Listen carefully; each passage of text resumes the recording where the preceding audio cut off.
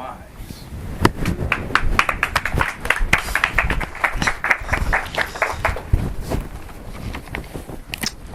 And once more, I'd like to thank you again for reading Matty Stepanek. He was the poet who started it all for me at a very young age, and during the 14 years that he was alive, he was a poet, a peacemaker, goodwill ambassador, much more. And his purity in his words just inspired me so much.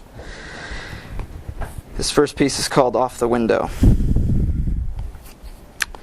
The other side is forbidden content being dusted off the window.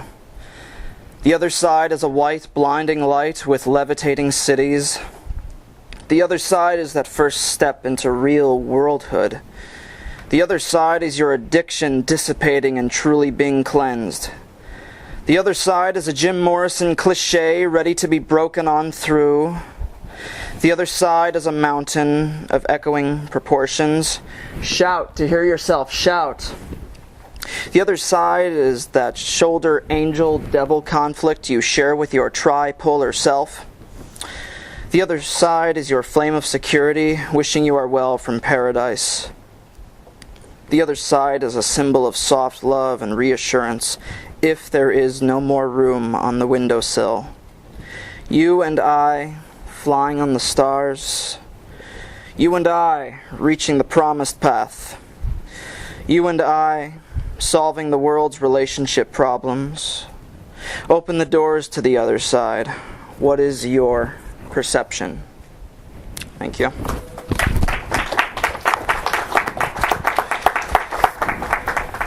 And now for something completely different.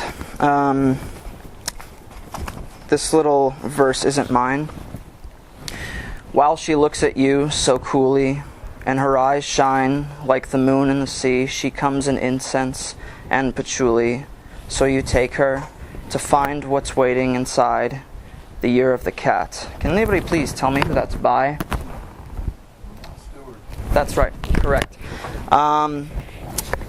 For those of you who know me, just in case I haven't been gushing to you enough about what happened to me recently, I got the chance to meet him. I flew all the way to Decatur, Georgia to attend this concert.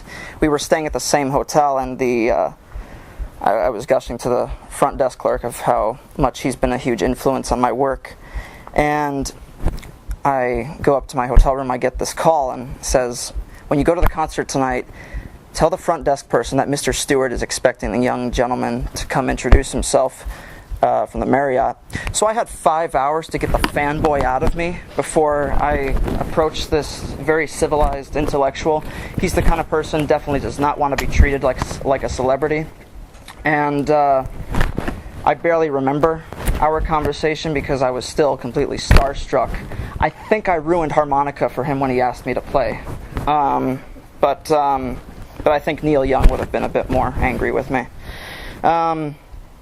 But it was a great concert, and when everyone there discovered I was probably the youngest person there, singing along to practically every one of his songs, they started to get this weird look on their face, and finally this couple approached me. Are you even old enough to know this guy's music? Do you know who this is? And I'm like, yeah, believe it or not, he's the only reason why I'm in Georgia. Anyway, enough banter. This is the poem that I gave to him, and I never expected Al Stewart to tell me, and he told me at the end, he said to keep writing, and it just meant so much. So the poem is called As You Are. Set the course for northern skies, for it meets the point of the west's ears. One exposure to Lonnie Donegan, and the musical invasion commences. The people are riddled with false illusions of time. Passages from text in a library of the Great Hall. Why write what has already been written? Why speak what has already been spoken? Altered words vocalized from the mouth of inspiration's left-hand man. From Soho to kneeling down in Brooklyn, the home of her heart.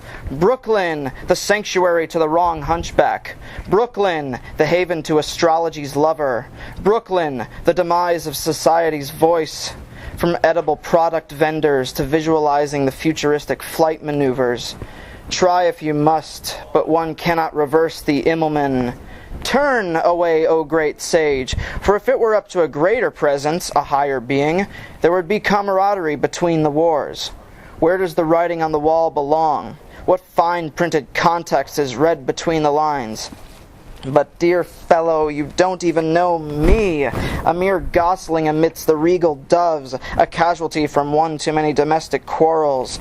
The past is present within reminiscent Tuesdays. The present is the key to the past, one said. The future is but a relapsing flash-forward memory. 'Tis difficult to see anything wearing the terminal eyes open wide, but the mind shuts like a carnivorous botanic specimen. Such teeth bite down on long-term changes that claim they can change when the jaws crush the consumption of my contemporaries that need to be compared to a tea that must engage at a necessary meeting of the minds, synchronization of century-old sayings, row on, drive on, fly on, go on. The border, a sand land at risk, multitude of guards and canines at their posts. The one you speak of, placed between the Parisian and Barcelonan, contains treasures fathoms below.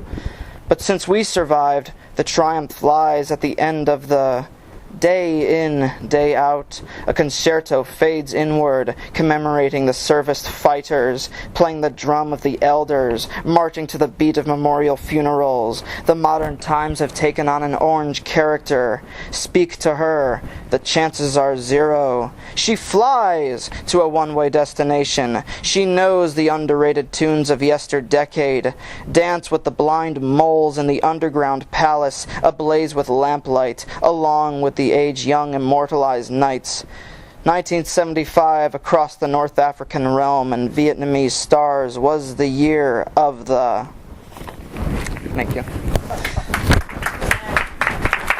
remember the night I first met you, and I said, keep writing and reading.